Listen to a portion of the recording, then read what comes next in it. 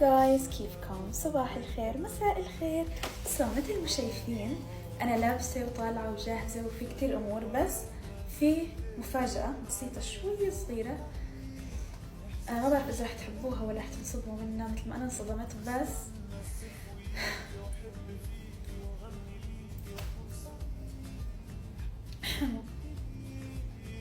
قصيت شعري. These guys are gonna have to see them. بس